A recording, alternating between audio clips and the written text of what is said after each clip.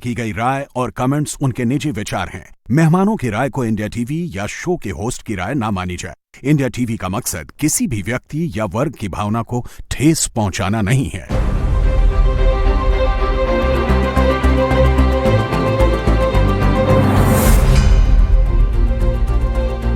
नमस्कार, बहुत स्वागत आप सभी का आपके प्रोग्राम कॉफी पर कुरुक्षेत्र में। हूं सौरभ शर्मा। रोज की तरह आपके साथ बातें करेंगे खुलकर, वो बताएंगे जो कोई और आपको नहीं बताता। देख तो आपने लिया ही दूर वाले एंगल में। शाहनवाज हुसैन जी, भारतीय जनता पार्टी की सीनियर लीडर, पूर्व केंद्रीय मंत्री हमारे बीच में है। सर, बहुत स्वागत आपका। अजीत द्विवेदी जी, सीनियर जर्नलिस्ट हमारे साथ हैं। अजीत जी, स्वागत आपका। एक और वरिष्ठ पत्रकार अनंत विजय जी हमारे साथ हैं, बहुत स्वागत आपका। शाहनवाज जी आज आए हैं, वैसे तो अभी चुनाव लड़वा रहे हैं, बीजेपी के स्टार प्रचारकों में से एक हैं, तो कल ये चले जाएं बिहार और फिर पता नहीं फिर 14 के बाद ही लौटेंगे मुझे लगता है। तो हमने कहा इनको एक दिन घेरा जाए, एक दिन फिर पूछा जाए चुनाव में क्या हो रहा है, क्योंकि इस बार कई एंगल निकल आए हैं। शाहनवाज साहब, बहुत शुक्रिया। पहले तो आपने चुनाव में हमारे लिए वक्त निकाला। मैं समझता हूँ किसी भी नेता के लिए बड़ी मुश्किल 2 दिन छुट्टी में थे क्योंकि छठ का त्योहार था। हाँ, उसकी वजह से राहुल गांधी भी छठ की वजह से राहुल गांधी भी छठ की वजह से नहीं गए ना। अब राहुल गांधी के पास क्या वजह है वो खुदा जाने, लेकिन हम लोग बिहारी लोगों के लिए तो छठ बहुत बड़ा त्यौहार है और उसमें कैंपेन उस दिन हो नहीं पाता है। तो कल से कैंपेन शुरू होगा। कल से मैं मोहन यादव जी के साथ कल भागलपुर के नाथनगर में, कटोरिया में, आलमनगर में कैंपेन करूंगा और रिजल्ट के दिन फिर आपसे मिलूंगा। तो आपको मुसलमानों को मनाने पे लगाया है या हिंदुओं को रोक के रखने में? नहीं, हम तो हर बिहारी को मनाने में लगे हैं, हर बिहारी को समझाने में लगे हैं। सब लोगों को मालूम है कि अब माहौल बन गया है। पिछली बार जब आपसे बातचीत हो रही थी तब चुनाव शुरू हो रहा था। अब सबके उम्मीदवार तय हो गए। आरजेडी ने तो मैनिफेस्टो भी बांट दिया है, हम लोगों ने गठबंधन कर लिया, सब कुछ क्लियर हो गया है। अब एक बात साफ है कि आएगा एनडीए, छाएगा एनडीए, जीतेगा एनडीए, कोई शक नहीं है। जिस तरह सूरज का उगना तय है उस तरह अच्छा बोला आपने। पूरा तो कर लें। रहेगा एनडीए की नहीं, ये बताइए। एनडीए ही रहेगा। जिस तरह सूरज का उगना तय है उस तरह सूरज भगवान भास्कर की पूजा कही जाती है ये छठ, और पूरे देश ने मनाया है। आप देख रहे हैं, दिल्ली हो या राजस्थान, दिल्ली के मुख्यमंत्री हो या राजस्थान के उप मुख्यमंत्री हो या देश के अन्य जगह नेता हो, सब ने छठ इस बार किया है। और बिहार का जो त्यौहार है ये अब एक राष्ट्रीय त्यौहार हो गया है। तो बीजेपी का आना तय है, एनडीए का आना तय। इसकी चलिए अभी इसकी हम लोग पड़ताल करते हैं। आपने छठ का नाम लिया, तो वैसे छठ से जुड़े 2 मेन आर्गुमेंट जो हमने कल भी बहुत डिस्कस किया था, ये प्रशांत किशोर और तेजस्वी यादव दोनों यही कह रहे हैं, एक ही डायलॉग दोनों दे रहे हैं। छठ में इस बार जो आया है वो, जी हमारी सरकार बन गई तो फिर वापस जाने की जरूरत नहीं है, फिर पलायन बंद, यहीं मिलेगा सबको रोजगार, 10-12 हज़ार के लिए कौन जाए, अपनी फैक्ट्री फोन कर देना भाई अब हम नहीं आ रहे हैं। ये दोनों ऐसे ही डायलॉग दे रहे हैं। लेकिन ये जो एक्चुअली ये मतलब ये तो बात निकल आई नहीं। मैं कह रहा हूँ कि रोजगार देंगे, उससे भी अगर वर्ल्ड बुक ऑफ गिनीज में नाम दर्ज हो जाएगा सबसे बड़े जमींदार का, वो अगर रोजगार देंगे तो जमीन लिखवा लेंगे। और अगर हर घर से एक रोजगार देंगे तो इसका मतलब है कि कितनी जमीनें होंगी उनके पास, इसकी कल्पना कीजिए। बिहार में ये जोक चला हुआ है, लोग कह रहे हैं कि साहब ये कह रहा है नौकरी देंगे, तो नौकरी के बदले में जमीन लिखवा लेंगे। अच्छा, लेकिन इस बार जो ये एनडीए कहता है कि 2010 वाला मतलब 200 के ऊपर सीट आएगी, तो इसमें एक बहुत बड़ा फैक्टर ये अगर काम किया उनके लिए कि ये जो मुसलमान वोट के इस बार 3 दावेदार आ गए ना, वो वैसे आरजेडी है ही है, आरजेडी कांग्रेस एक तरफ है, फिर प्रशांत किशोर भी आ गए हैं, सदुद्दीन ओवैसी भी घूम रहे हैं। तो थोड़ा सा आज प्रोग्राम में हम उस पर फोकस करेंगे और 2-3 सीटों के बारे में आपको हम लोग बताएंगे। लेकिन पहले देखिए, हमारा यहाँ हमने पोस्टर लगाया, पोस्टर पे हो गया विवाद, और ये कि बिहार के मुसलमान किधर, तो सवाल उठा भाई हैदराबादी मुसलमान का बिहार में क्या काम। ये भी पीके का ही डायलॉग है प्रशांत किशोर का। तो मैंने कहा लेकिन आते बोला तो मैंने आपको, मुझे क्या पता पीके, मैं तो आपको बचा रहा था, पता लगा आपको ऑफ रिकॉर्ड बात ना बताने देते मुझे कि बिहार में पुलाव गोश्त चलता है, बिरयानी नहीं चलती। बिहार के हैं द्विवेदी साहब। तो मैंने कहा पोस्टर में हैदराबादी मुसलमान है, सामने राष्ट्रवादी मुसलमान है। नहीं, ओवैसी साहब भी राष्ट्रवादी हो गए। जैसे ऐसे दुनिया थोड़ी बी टीम कहती है उनको आपकी। राष्ट्रवादी। देखिए आनंद विजय जी हंस रहे हैं। ओवैसी साहब को पहले ये था, पहले उनके भाई कहते थे 15 मिनट के लिए सेना हटा दो, पुलिस हटा दो।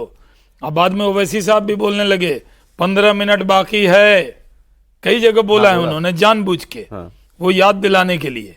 पहले तो कहते थे कि उनका बयान नहीं है, लेकिन एक बात है, ऑपरेशन सिंदूर पर उन्होंने हिंदुस्तान जिंदाबाद और पाकिस्तान मुर्दाबाद कहा, तो उनको भी राष्ट्रवादी लोग कहने लगे। तारीफ की।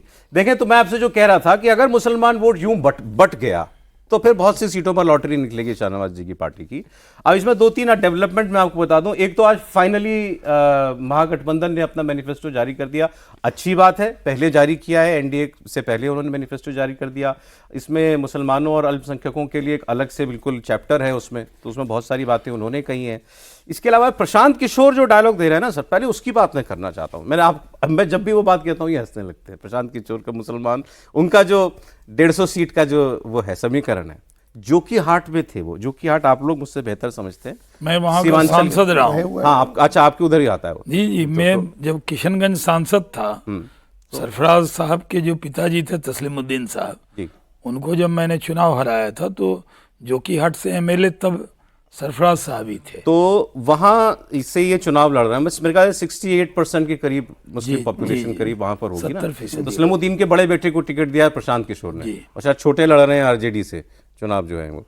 तो एक तो इनकी सीट के बाद दूसरा उसामा शहाबुद्दीन के जो बेटे हैं, ये लड़ रहे हैं रघुनाथपुर से, सिवान से जो लड़ रहे हैं, पिता जहां से लड़ते थे। वहां खबर यह है कि इनके लिए प्रचार करने उत्तर प्रदेश से आ रहे हैं अखिलेश यादव, विशेष तौर पर 1-2 दिन के अंदर वो इनके लिए कैंपेन करने के लिए आएंगे। तो इसकी बात हम अलग करेंगे। प्रशांत किशोर ने जोकीहाट में मतलब 70% मुसलमानों के सामने खड़ा होकर, और ये बात मैं ईमानदारी से कह दूं, मैंने तस्वीरें देखी तो भीड़ जबरदस्त थी, जबरदस्त भीड़ थी मुझे। लेकिन ये बता रहे थे शाहनवाज जी कि वो उनके लिए नहीं थी, वो कैंडिडेट नहीं, वो सरफराज आलम वहां के सांसद भी थे जी, और जब तस्लीमुद्दीन साहब सांसद थे तो सरफराज आलम एमएलए थे, मिनिस्टर भी रहे हैं।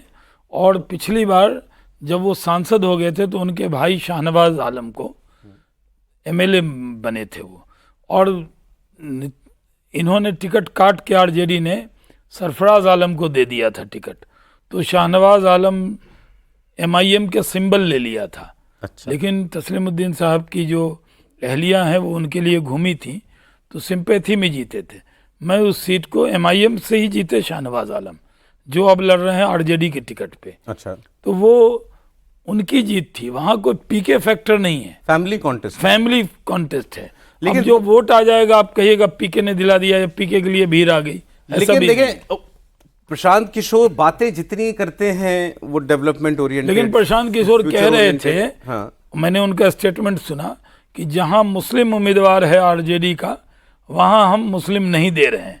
तो प्रशांत किशोर साहब, फिर आपने वहां क्यों दिया उम्मीदवार? शर्त थी, अगर आरजेडी भी ये मान ले तो ये मानेगा तब। नहीं, शर्त नहीं, ये कहा है उन्होंने कि हम हटा भी रहे हैं, कई जगह हटाया भी उन्होंने उम्मीदवार। लेकिन मुझे ताज्जुब हुआ उनकी पिच जो थी भाषा पे, वो सीधे सीधे रिलीजियस टोन से वोट मांग रहे हैं। उन्होंने कहा कि मैं आपको मोहम्मद साहब की बात याद दिलाता हूं, बाकी जो आपको करना हो वो करना। आप सोचिए कोई नेता खड़ा होकर मुसलमान के बीच में कह दे कि मैं आपको पैगंबर साहब की बात याद दिला रहा हूं, बस फिर आप जानिए और वो जाने। नहीं, ये तो अपने चुनाव प्रचार में भी कई बार उन्होंने किया, कई बार आयतें पढ़ी उन्होंने कुरान की, अहले हदीस का उन्होंने कई बार हवाला दिया। वो लगातार कर रहे थे ये बातें, और वो जाकर के इस आधार पर ललकार रहे थे कि आप कब तक बंधक बने रहेंगे, कब तक भारतीय जनता पार्टी से डर करके उसको हराने के लिए वोट डालते रहेंगे। आप अपने बच्चों के लिए वोट डालिए, उनकी शिक्षा के लिए, उनके स्वास्थ्य के लिए, उनके रोजगार के लिए, आप इसके लिए वोट डालिए। ये अपने जब वो पदयात्रा कर रहे थे तब भी मुस्लिम बस्तियों में जा करके, ये हम सिर्फ वो सीमांचल में तो उनकी यात्रा गई ही नहीं, जो पदयात्रा उन्होंने की वो नॉर्थ में की। और ये एक मैटर ऑफ फैक्ट है सौरभ जी की, भले कंसंट्रेशन मुस्लिम आबादी का सीमांचल में और कोशी इलाके में और उधर उस इलाके में है, कटिहार, पूर्णिया, किशनगंज, अररिया, इन इलाकों में, लेकिन 75% मुसलमान रहता है नॉर्थ बिहार में। अच्छा, जो नॉर्थ के जिले हैं, मधुबनी है, दरभंगा है, तिरहुत कमिश्नरी, पूरा सारण कमिश्नरी, और ये इस इलाके में रहते हैं। गंगा पार से 75% मुसलमान रहते हैं जिधर उन्होंने पदयात्रा की है। तो वहां वो स्पीच पर बात करते थे कि आप अपने मुसलमान, अपने बच्चों को देखें, बीजेपी को हराने के लिए वोट मत करिए। आप इस उसमें मत रहिए। जैसे जैसे उन्होंने यादवों की बस्ती में भी जाकर के कहा कि भाई आप बंधक बन के वोट मत करिए लालू यादव के परिवार के लिए। तो ये एक उनका एक पॉजिटिव एजेंडे के साथ उन्होंने कैंपेन किया था और तब काफी मुसलमानों को उन्होंने मोटिवेट किया था, तैयार किया था इस निशाने बात के पर लिए उनको वोट निशाने पर मुसलमान वोटर ही है। 18% वोटर है, जो कम्युनिटी 18% है, उसको कैसे कोई आदमी तो ignore वो कर क्या सकता है? वो क्या कह रहे हैं? वो कह रहे हैं यही बात जो आपने कहा कि ये तुमको बीजेपी से डराते हैं, बीजेपी से मत डरो, अल्लाह से डरो बस, और किसी से डरने की जरूरत नहीं है। फिर ये उन्होंने मैंने 2000 में जी पार्लियामेंट के फ्लोर पे कहा था कि खुदा से डरने वाली कौम को आरजेडी बीजेपी से डरा रही, और ये 25 साल बाद प्रशांत किशोर कह रहे हैं। मैं आपसे कहता हूं जो माई समीकरण है, एम वाई समीकरण को पिछले बार मैं आपको कह गया था कि वाई एम समीकरण है।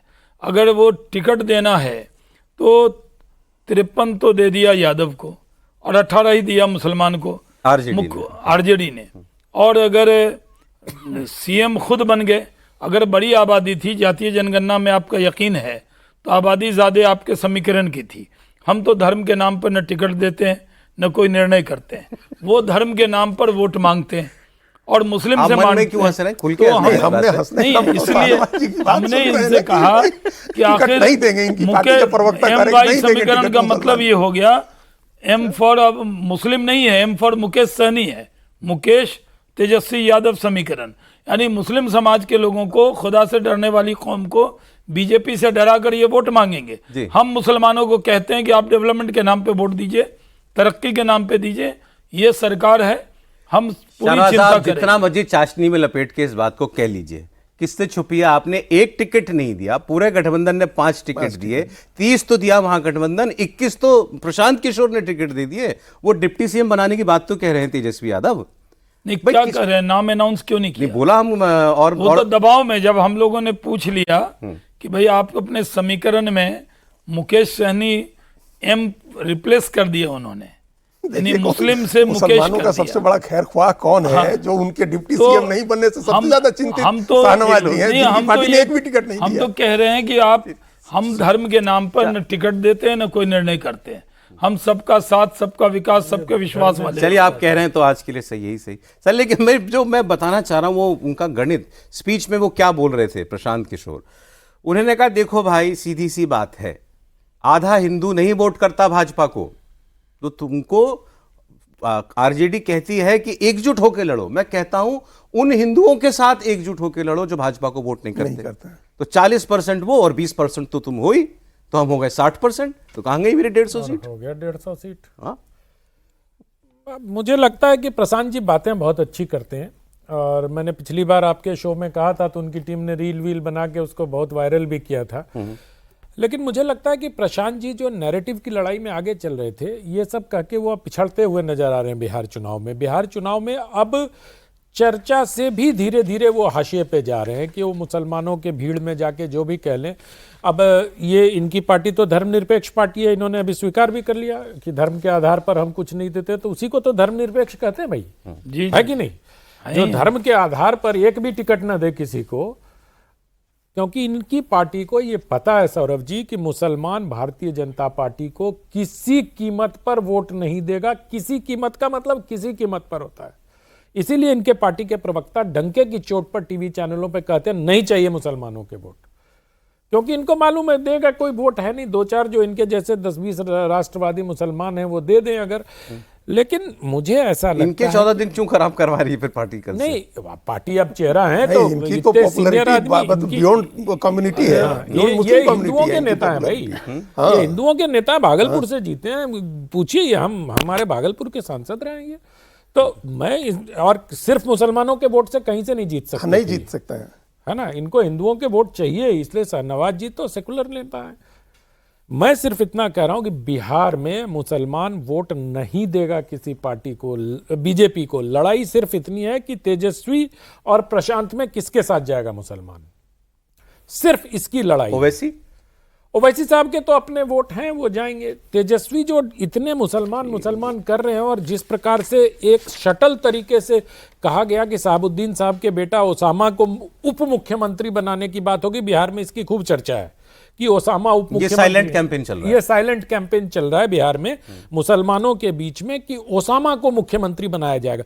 और साइलेंट इसलिए है कि जैसे ही ऊपर आएगा सतह पे, अगर गलती से किसी ने बोल दिया, और खासतौर से जो शहाबुद्दीन साहब जिंदाबाद के नारे लगाते हैं, अमर रहें के नारे लगाते हैं, अगर उन्होंने गलती से बोल दिया तो जंगल राज फिर से स्टैब्लिश हो जाएगा। चंदा बाबू के बेटों की कहानियां बिहार में पुनः आ जाएंगी। तो मुझे ऐसा लगता है सौरभ जी, बस मैं बात खत्म कर रहा हूं अपनी, कि मुसलमानों के वोट के लिए एनडीए में कोई फिक्रमंद नहीं है। क्योंकि देखिए, अब नीतीश कुमार को भी ये बात समझ में आ गई कि अगर आप बीजेपी के साथ रहोगे तो ज्यादा मुसलमानों के चक्कर में पड़ो मत। 5 ही सीट दिए शायद उन्होंने, बात वो तो चार उन्होंने दिया, एक लोजपा ने लोजपा ने दिया। लेकिन 3 क्लेमेंट है ना, ओवैसी, पीके और ओवैसी, पीके और कांग्रेस, आरजेडी, कांग्रेस मतलब महागठबंधन, और इन तीनों में बटेगा ही भाई। ओवैसी ने 23 उम्मीदवार दिए हैं सर, मुसलमान 25 तो कुल दिए, उसमें से 23 मुसलमान दिए। मुसलमान अपना वोट उसी कैंडिडेट को देगा, और ये बहुत पुरानी बात कह रहा हूं, कोई नया नहीं कह रहा हूं, जिसमें बीजेपी के या महागठबंधन के उम्मीदवार को हराने की क्षमता होगी। मुसलमान बहुत सेलेक्टिवली और रणनीतिक तौर पर वोटिंग करने जा रहा है। अभी आपने कहा कि शाहनवाज जी के लिए कि शाहनवाज जी कोई केवल मुसलमानों के नेता, ये तो हमारे हरदिल अजीज है ना। और हम लोग ओसामा की बात कर रहे थे, अखिलेश जी प्रचार करने आएंगे, उनके लिए वो भी सब्जेक्ट अलग से। मैंने आज वो ओसामा का पूरा ओसामा शहाबुद्दीन बोलिए, ओसामा वर्ड बोलते हैं तो लोग डर न जाए, मतलब ओसामा साहब लादेन थोड़े बोल रहे हैं, ओसामा शहाब लिखते हैं, ओसामा शहाब बोले। मैं रघुनाथपुर की सीट, सीवान की सीट, यहीं से इनके पिता भी यहीं से, रघुनाथपुर से ही उनके पिता एमएलए इनकी माता जी भी लड़ी लड़ते यहीं थे से। जहां से हिना साहब तो लोकसभा लड़ती हैं ना, तो वो सीवान लोकसभा वहां से लड़ी। इनको भी मालूम है कि मैं केवल मुसलमानों के वोट से नहीं जीत सकता। अब देखिए, इनका एक स्टेटमेंट में आज पढ़ रहा था, इसको मतलब आप ज्यादा बता पाएंगे मतलब क्या। ये भी भीड़ में खड़े होकर कह रहे थे ओसामा साहब कि हर एक सीट दूसरे से प्रभावित है, एकजुट करके मेहनत करनी पड़ेगी, एक सीट का प्रभाव दूसरी पर खराब ना हो जाए। और फिर बोले, हमारी बात समझ रहे होंगे ना। देखिए, तो इनके पिताजी भी जो शहाबुद्दीन जीतते थे, तो वो कभी सिर्फ मुसलमान के वोट से नहीं जीत सकते हैं। आप रघुनाथपुर की सीट, आप उस सीट को, सीवान का आप अगर ज्योग्राफी और उसकी हिस्ट्री, कल्चर उसका समझेंगे, वहाँ नक्सलिज्म की बड़ी लड़ाई रही है, माओवाद की। और उस लड़ाई में जो जमींदार और भूमिपति किसान होते थे, उनकी तरफ से शहाबुद्दीन लड़ते थे नक्सलियों के साथ। और उस लड़ाई की वजह से चुनाव के समय जितने फॉरवर्ड कास्ट खास तौर से और जो जमींदार लोग थे, वो वोट करते थे शहाबुद्दीन को।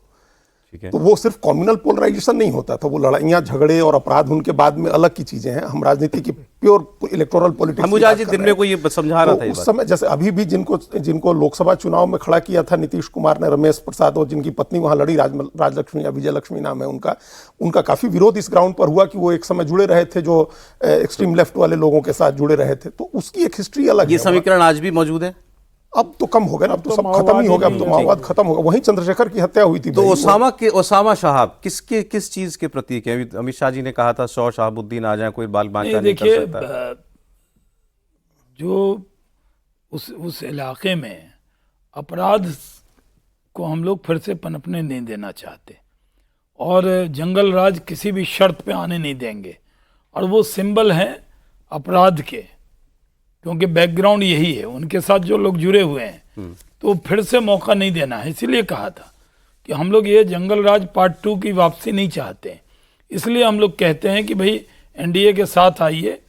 पहले तो लोकसभा के चुनाव में ओसामा शहाब और उनकी जो अम्मी जान है, वो तो अलग से निर्दलीय चुनाव लड़ रही थी।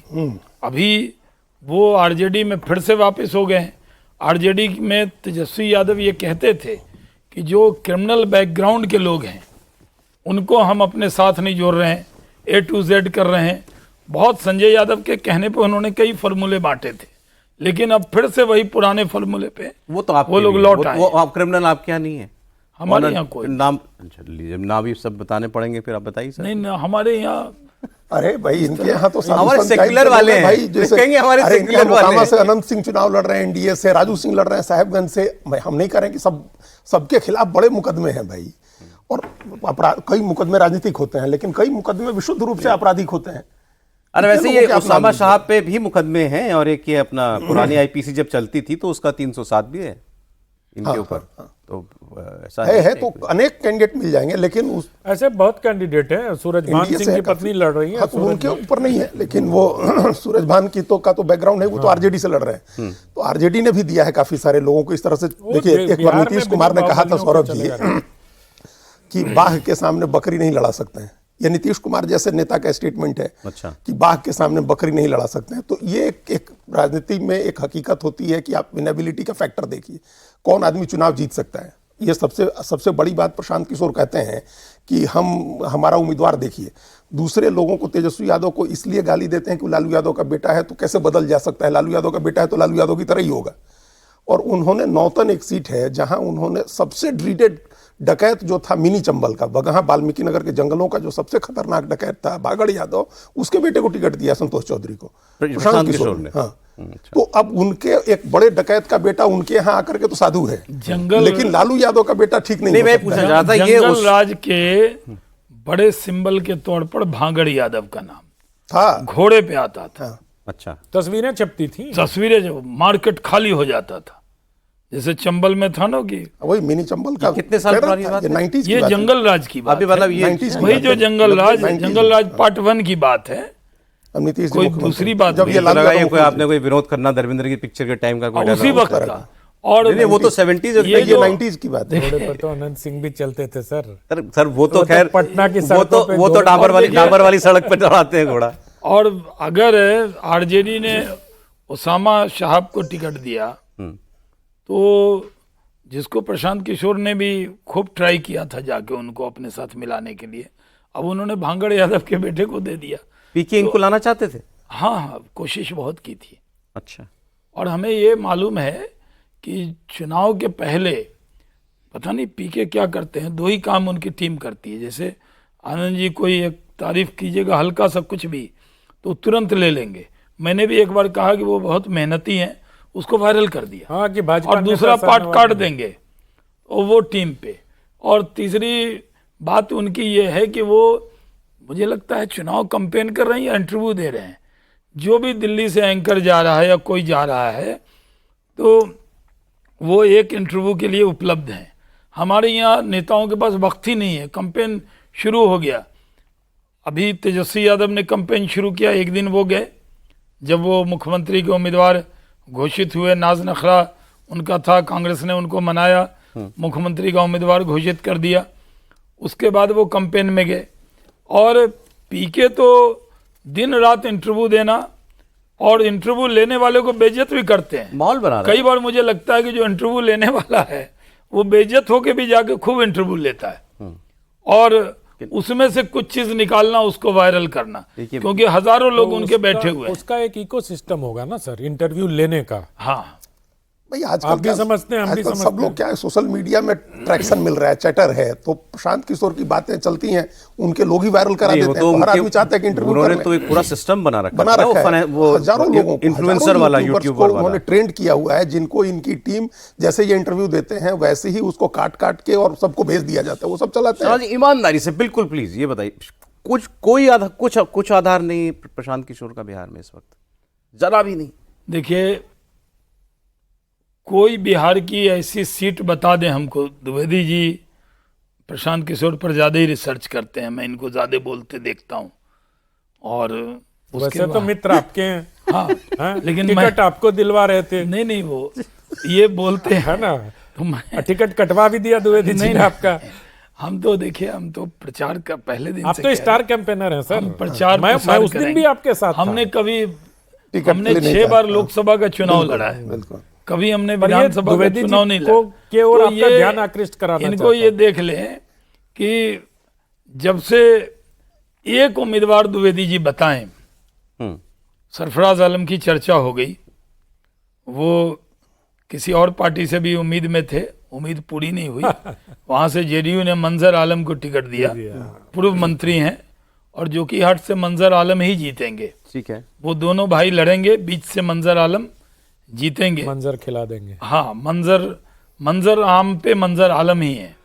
और कोई 2 सीट द्विवेदी जी पे छोड़ता हूं जो ये बताएं जहां पीके की पार्टी जन स्वराज फाइट में भी है। आप भागलपुर नहीं, का है, बताइए, है, हम- क्या भागलपुर में चलिए। उनका उम्मीदवार चलिए, वहां धीरे- आपका 500 समय वोट शुरू भी ला होता है। सकता है? अब देखिए, इनको अभी दीजिए, हम आप आपको बता बता रहे हैं, दीजिए, हम जैसे आपको बता रहे हैं, जैसे और आप 5 नोट सीट करके बताइए। रखिएगा, आप नोट करके चलिए, हम भी रखिएगा। नोट करते हाँ, मैं हैं, लिख रहा हूँ, आगे बोलिए आप हाँ। बोलिए। अभी आप आप भी लिखिए। देखिए हाँ, मैं लिख रहा हूँ। कुम्हरार सीट, कहाँ बोल रहे हैं? कुम्हरार देख बोल रहे हैं, कुम्हरार। कुम्हरार बोल रहे हैं, अभी बोल रहे हैं। ठीक है। अगर उनका कैंडिडेट केसी सिन्हा नहीं जीतेंगे तो बीजेपी को हरवाएंगे, मतलब उस एक्सटेंट तक उनको वोट कुम्हरार। आना है। कुम्हरार एक में हो गई, केसी एक सिन्हा। हो गई, ठीक है। ढाका में लाल बाबू प्रसाद, ढाका, वो चुनाव तो जीतेगा नहीं, लेकिन भारतीय जनता पार्टी को मुश्किल होगी पवन जायसवाल ढाका भी की सीट मुस्लिम में। मुस्लिम बहुत सीट है क्या? हाँ, और वहां से फैसल रहमान लड़ रहा है आरजेडी से। ठीक है। चिरैया सीट संजय सिंह चुनाव लड़ रहे हैं। चिरैया, आप देखिए वो सीट किस तरह की लड़ाई होगी, वहां हम लोग चुनाव के बाद बात करेंगे। अस्थावा सीट है जहां से आरसीपी सिंह की बेटी लड़ रही है, लता सिंह, वो किस तरह का वहां चुनाव के नतीजे आएंगे वो हम लोग चुनाव के बाद बात करेंगे। देखिए शाहनवाज जी की हंसी छूट रही है। भाई हम भाई तो माफ सीट कीजिएगा, बता रहे हैं बहुत मेहनत और का, मैं कैंडिडेट आपकी के नाम ऐसी बता रहे परीक्षा हैं। कभी नहीं देखा अजीत द्विवेदी जी को, इतने मुश्किल में मैंने कभी नहीं देखा। तो आपको ये शाहनवाज 5 सीट शाहनवाज साहब, बताने में बताओ, इनको बताओ। दिक्कत हो रही है। एक पत्रकार हमारे यहाँ लोकसभा इलेक्शन में आते थे और लोकसभा प्रोग्राम में, इसी प्रोग्राम में हम रोज ये कहते थे, सर भी एक आध बार आए होंगे, बताइए किसको कितनी सीट राज्य में, इस स्टेट वाइज मैं रोज लिस्ट बनवाता था ताकि मुकर ना जाए। हाँ, नहीं तो हम उस पत्रकार ने अभी तक वो अपना पिन ट्वीट लगा रखा क्योंकि उनके सही हो गए थे। तो नहीं, सही गलत की बात नहीं है, हम कह रहे हैं कि सुनिए, अच्छी लड़ाई लड़ रहे हैं वो अजीत कई जी- सीटों पर। अजीत जी ऐसी थ्योरी दे रहे हैं, अजीत जी उसमें बस- सही गलत का तो प्रश्न नहीं अजीत है। जी बताएं, वो कह रहे प्रशांत हैं किशोर जीतेगा अर्श या पे हैं बीजेपी या को हरा देगा। फर्श पे हैं? नहीं, अभी लड़ाई में आप ईमानदाराना बताएं। ईमानदारी आप बता रहे हैं तो- कि अभी लड़ाई में फर्श पर हैं वो, अभी अजीत जी से सिर्फ अभी ये लड़ाई में पूछिए फर्श पर हैं वो। कि प्रशांत किशोर की पार्टी को कितना सीट वो आएगा। अर्श पर नहीं जा रहे, हमने कह दिया फर्श पर हैं। जो वो कहते हैं कि हम फर्श पर तो हैं, शाहनवाज जी की बात हम नहीं मान कह रहे लीजिए। कि अर्श पर हैं वो, लेकिन उनके कैंडिडेट बहुत ही अच्छी लड़ाई में हैं और अनेक सीटों पर लड़ाई में हैं, अच्छी लड़ाई लड़ रहे हैं। लड़ाई मतलब जीत हार तय कर सकते हैं मैं कुछ बहुत सीटों पर। इनकी तरह मैं पूरे बिहार का रिसर्च नहीं दे रहा हूँ। किशनगंज में सांसद रहा हूँ और जोकीहाट उसी में था, तो मैं जानता हूँ तो बताया मैंने। भागलपुर जोकीहाट शहर में बता बता मैं दीजिए। भागलपुर का बता देता हूँ। भागलपुर टाउन हमारा उम्मीदवार रोहित पांडे जीत रहा है। प्रशांत किशोर का उम्मीदवार कहीं भी झाजी एक वकील है, उनको 1000 वोट पुट जाए तो बहुत बड़ी बात है। कितनी सीट और पर चांस कोई देते हैं सीट आप? पर- अभय कांझा के लिए कह रहे हैं। अभय कांझा। अच्छा नहीं, ये अभय कांझा कितनी को सीट ठीक- पर ठीक- मजबूती ठीक वोट से? आएगा अरे साहब। नहीं साहब, आप देखिए, हम लेकिन वहाँ अच्छा से ऐसा ना 3 बार लोकसभा लड़े आप हैं। आप लोग तो अभी मैं आपको कह रहा इसके हूँ बाद पंचायत में भी चले जाएंगे, इतना आपको जानकारी है। भागलपुर जिले में एक सीट पर भी वो फाइट में नहीं है। 243 में प्रशांत किशोर कितनी सीट पर मजबूती से लड़ रहे हैं? 243 जो अजीत द्विवेदी जी बता रहे हैं उस हिसाब से 3 सीट पे। नहीं, 3 सीट। 4 तो नाम ही हमने 4-5 बता दिए। चलिए, भाई आपके ओबरा की हिसाब सीट है, से- अभी ओबरा की आपके- सीट है सुधीर शर्मा की। नहीं, मजबूती से लड़ तो सारी सीटों पे रहे नहीं नहीं, हैं। मतलब जहां मतलब वोट कितना आएगा। हाँ, मतलब जहां कुछ वोट खींच लेकिन सकते पता हैं। नहीं लग रहा है कि वो लड़ भी देखिए, रहे हैं। सौरभ जी, अब जहाँ की बात कह रहे हैं ना, शाहनवाज जी या अनंत विजय जी, इनका भागलपुर इनका घर है, उस इलाके में तो उनकी पदयात्रा गई नहीं थी। उनकी यात्रा शुरू हुई थी पश्चिमी चंपारण से। पश्चिमी चंपारण, पूर्वी भागलपुर आए थे चंपारण वो। बाद में गए वो, जब बहुत टाइम लगाया उन्होंने, 2 साल लगाया नॉर्थ बिहार में वो। और उधर जिधर उनकी पदयात्रा चली है, उधर उनका कैंडिडेट ज्यादा बेटर लड़ रहा है, ज्यादा आइडेंटिफाइड है वो। उनका स्कूल का बस्ता, भाई प्रशांत लड़ाई किशोर का में वो चेहरा, है ये नहीं, सब ज्यादा identified फुटेज है। दे रहे हैं आप उनको, ज्यादा तो मुस्लिम ज्यादा कैंडिडेट अभी समय दे रहे हैं मुस्लिम विषय पर हम लोग चर्चा कर रहे हैं, उसमें सबसे ज्यादा मुसलमान लड़ाया वो है। क्या मौलाना है मुझे वो? अच्छा, एक सेकंड। मुझे ये लगता है कि प्रशांत किशोर जी जितनी सीटों पर अच्छे से लड़ रहे हैं उससे ज्यादा हम डिस्कस कर रहे हैं उनको सर। मे बी उनको एयर टाइम ज्यादा दे दिया आपने, उनके जितना उनकी स्टैंडिंग बिहार में है।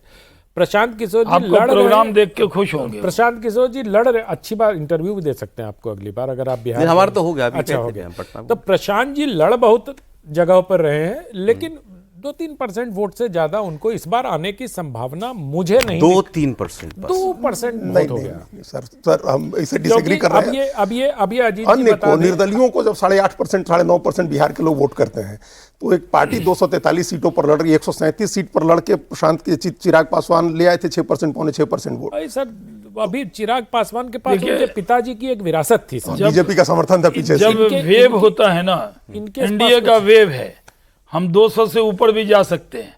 इसमें कितनी सीटें किसको आएगी ये मत समझिए, परसेंटेज भी छोड़िए। यहाँ जो 10-10 हजार अकाउंट में बहनों को मिल रहा है वो किसी को पूछने वाली है। यहाँ 400 से 1100 किया, 125 यूनिट बिजली फ्री नहीं, किया, उसका बहुत असर हो रहा है, ये तो लोगों हम का- सब मान रहे हैं। प्रधानमंत्री नरेंद्र मोदी ने 11 साल में 14 लाख सर, करोड़ दिया है, आज 200 तो यूनिट कोई कैसे? दूसरा शर्मा जी, अब एक उम्मीदवार बात- में नहीं है, एक बात- लड़ाई में नहीं है कोई। छोड़िए ना, आप किसकी बात एक कर बात रहे और हैं? ईमानदारी से बता दीजिए, क्योंकि सब सब्जेक्ट मुस्लिम हाँ, वोट का सब्जेक्ट था, बिहार के तो मुसलमान ये भी का है। बता दीजिए अच्छा। कि आप अपने लिए मांग रहे हैं, जाएगा किसको मुस्लिम वोट? हाँ। जो मुस्लिम तरक्की चाहता है, ना, फिर बिहार अभी का तो- विकास जो चाहता प्रगतिशील है, है। वो एनडीए के साथ आएगा। मैं ये नहीं कहता कि मजहब के नाम पे आएगा, मैं मजहब के नाम पे वोट भी नहीं मांग रहा। मैं मुस्लिम भाइयों से कहता हूं, अगर हमने अच्छा काम किया है, डबल इंजन की सरकार ने डबल काम करके दिखाया है, तो हमें क्यों नहीं वोट दें? चलिए मैं उसके लिए और सरल कर देता हूं आपके लिए। जो मुसलमान आपको हराने के लिए वोट करेगा, वो आपके हिसाब से किसको वोट करेगा? वो तो वही जानेगा, मैं कैसे बताऊंगा? मैं तो पॉजिटिव बात बताऊंगा। देखिए, मैं अररिया तो जानते हैं, सुपौल जानते हैं, किशनगंज जानते हैं, भागलपुर जानते हैं, जिस इलाके में सबसे मुजफ्फरपुर ज्यादा- जानते हैं, वहां के, समस्तीपुर लेकिन जानते बताएंगे नहीं कि किसको जाएगा। मुसलमान जानते का सब वोट, एक जो अनंत विजय जी ने कहा कि बीजेपी के खिलाफ, बीजेपी को हरवाने के लिए जाएगा, लेकिन कई ऐसी कॉन्स्टिट्यूएंसी है सौरभ जी, ऑलमोस्ट 40 कॉन्स्टिट्यूएंसी ऐसी है जहां 25% या उससे ज्यादा वोट है। जहां आपने बताया 67-70% वोट है, वहां तो कोई रिस्क नहीं है। अभी वहां पीके को भागलपुर भी की दे एक सकता सीट है, वैसी बता को भी दूं, दे सकता है, सबको दे। जो आनंद विजय साहब भागलपुर को जान रहे हैं, द्विवेदी साहब थोड़ा दूर से जान रहे हैं, वो सीट है कहलगांव। है वहां सदानंद बाबू सदानंद के सिंह बेटे वो JDU लड़ ने रहे टिकट हैं दिया है। चुनाव। मैक्सिमम मुस्लिम वोट जो है का झुकाव जेडीयू की तरफ है, सदानंद बाबू के बेटे मुकेश। चलिए सर, ठीक है। फिर वहां अभी मुस्लिम तो- यादव आप तो के लिए सर- संभाल- चलिए, ठीक। नहीं, आज मुस्लिम- समय- आज मुस्लिम समय- यादव कांग्रेस के भी लड़ लिए- रही है। कांग्रेस भी लड़ रही है, लेकिन मुस्लिम यादव के लिए आरजेडी ने खड़ा किया रजनीश यादव एक को। सीट और मैं बता देता हूं, जमालपुर की सीट है, पान तांती को टिकट मिला, आईआईपी कोई पार्टी हाँ, आई है, हाँ, नई हाँ, पार्टी उनको चला जाएगा। आईपी हाँ, गुप्ता की। नहीं, उनको अब पता नहीं वो किसको वोट देगा, ब्रह्मानंद मंडल के बेटे को देगा। चलिए, अब मुझे लगता है शाहनवाज किसको जी हमें देगा? 14 तारीख के बाद ही मिलेंगे। मैं स्टूडियो में 14 को मिलेंगे, 14 के 11 को बाद लौट आएंगे। मिलूंगा, 14 को ओबी पे मिलूंगा, ठीक है, लेकिन 14 के बाद जब चुनाव हो जाएगा, हमारी सरकार बन जाएगी, ठीक है। तो कॉफी पे चर्चा करने इंडिया टीवी कम आएंगे। ये ठीक, ये बढ़िया रहेगा। तब चाहे नतीजा नतीजा जो तो 14 के बाद आसमान में लिखी इबारत दिख रही है, आएगा एनडीए, जीतेगा एनडीए, सरकार बनाएगा शर्मा साहब, NDA। कल से आप कैंपेन में जा रहे हैं, आपको बहुत शुभकामनाएं। अजीत जी बहुत शुक्रिया, अनंत जी बहुत धन्यवाद आपका। कॉफी पर कुरुक्षेत्र में आज इतना ही।